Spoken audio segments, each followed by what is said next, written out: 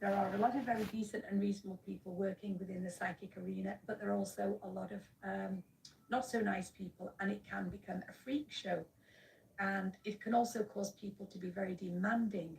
You're the psychic, you're supposed to tell me. And people can be quite belligerent, rude even. So I don't really want to be involved with all of that. So the way I look at it is this: I use my intuitive capacity, and people consult me. So there you go, intuitive consultant. And so, what does it feel like to be an intuitive consultant? It doesn't feel like anything. It just feels like being an intuitive consultant. It's something I've been doing for a long time, 26 years. So it's normal everyday life to me. It is just normal. Every day I'll have my diary. I'll have every working day, I'll have a list of people in that I'm going to prepare consultations for and then send out via email. So I'll come to my desk. I try to do it in the morning. 99.9% of the time, I'll start work in the morning, because if I let anything else get in the way, then the day runs away with me, and then I'm trying to do it later on in the day when I'm tired or getting more tired. So it's usually morning. You go through the afternoon, um, yeah, and then cut-off point usually mid to late afternoon. And so what does it feel like? Well, it is just, I can't tell you. It just feels like life to me. It's just what I do. It's just what I've done for a long time. So I'm afraid I'd like to give some other really great answer, and I can't. I can't. The next question: how much do you really see? Well, that's a good question, because seeing, that's the point. Now, I work with clairvoyance, which is the capacity to see with using the mind's eye. That's my interpretation of it. And I work through sense as well. Sense is a really important thing. You can know things through sense. I can't explain it. It's like a knowingness in the middle of my head here, okay? So do I see people's deep, dark secrets? Is the third one. Well, how much do I see? Um, I never enough, never enough.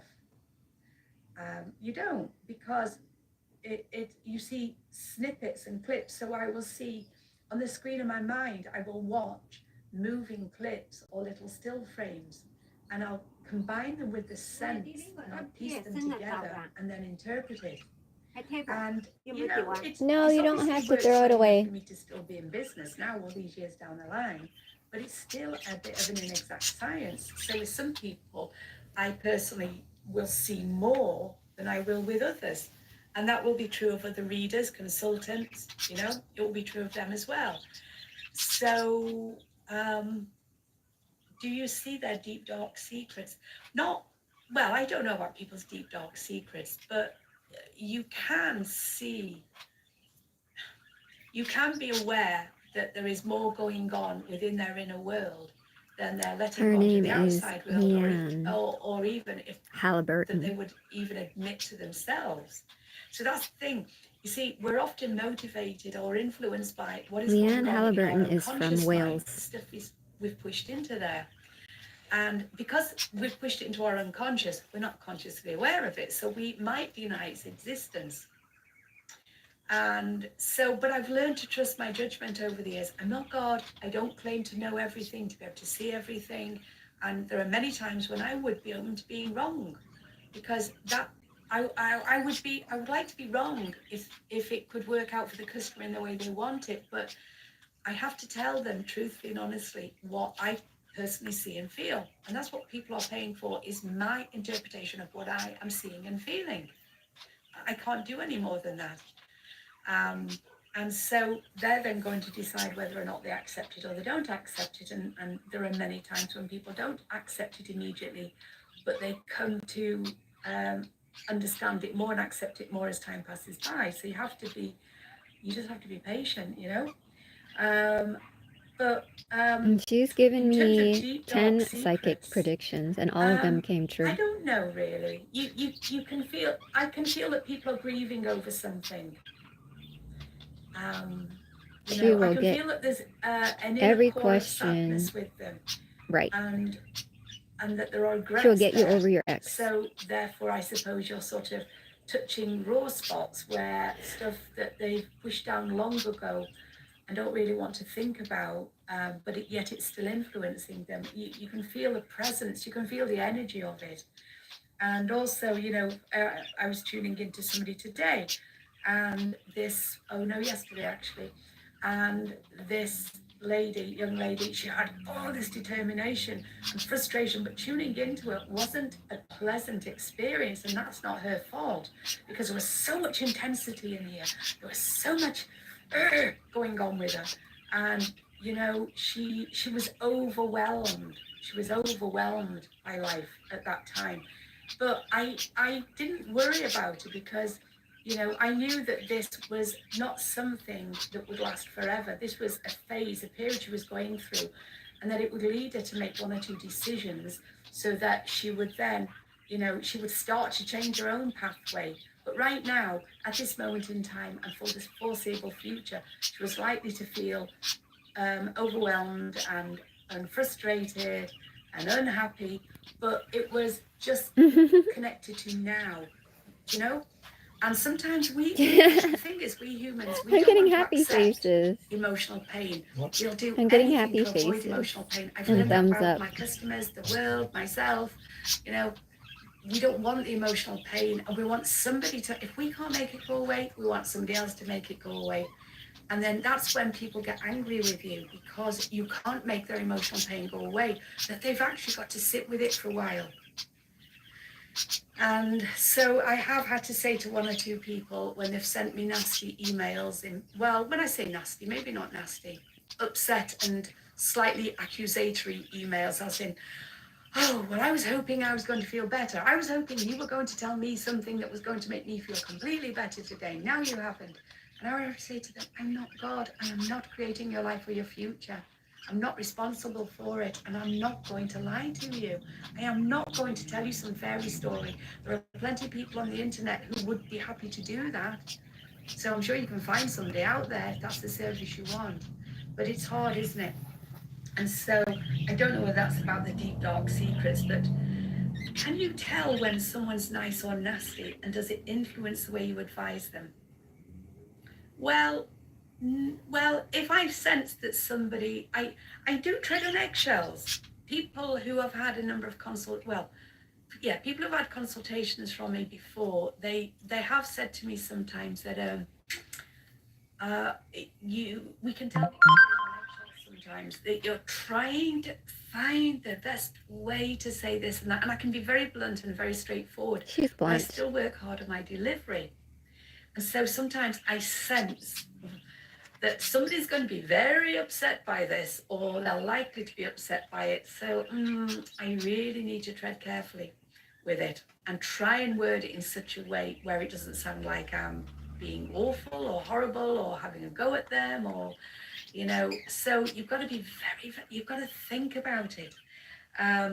But sometimes I've been surprised, because sometimes I've expected, I've really thought that I could be, I'm in full flow with somebody, and I felt like, yeah, I can talk to this person, tuning into their energy field. I feel I can be straight with them, and and then they've sent me back an awful email, or in one or two cases, even they've gone on the internet and had a real problem with me. And I've been, wow, how bad am I at this job? Because I didn't see that in that person. I saw better stuff in that person. And then one day it clicked with me that actually what I was seeing within that person did exist, but just now they're choosing to react from their lower self rather than respond from their higher self. The thing is, though, nowadays, I'll be honest with you, I don't cut people an awful lot of slack. Nope, she doesn't. So if somebody, occasionally I have done in the last 12 months or so, somebody might come back and apologize and say, look, I responded very badly to you. And the thing they always say is, I was in a dark place at the time. Okay, I understand that.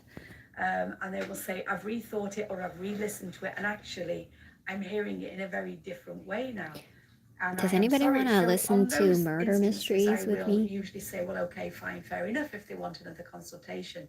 But it We're gonna look for depends. murder mysteries. There are some people who go, no, no. I'm gonna look for They murder react that way mysteries. once, they're not getting a second chance because we all have the power of choice, don't we? So if people are, nice enough, or they come back and say, look, I'm sorry, I know it wasn't very nice, but you know what, I was struggling at the time and I'm sorry. I'll go, you know what, we've all been there, me, myself, I've done it myself. But they wouldn't do it a second time. They wouldn't get away with it a second time. And there are some people who only get that one chance and it's done. Because you've got to set your own boundaries in place. You have got to, in all areas of life, because if you don't, people will trample over them left, right, and centre. And not everybody, there are a lot of lovely people, but there are people who will do that. And so, does it influence the way I advise them? No, because I try to understand what a situation is going to be about and what they need to take on board and what advice would be relevant. So I would give the same kind of advice to everybody I'm tuning into. I would tune into them. It would depend on what I'm seeing, what I'm feeling, but I'm going to try and find the most productive stuff to say to them. Not the nicest, the most productive stuff. Because it's different, isn't it? We can all offer a shoulder to cry.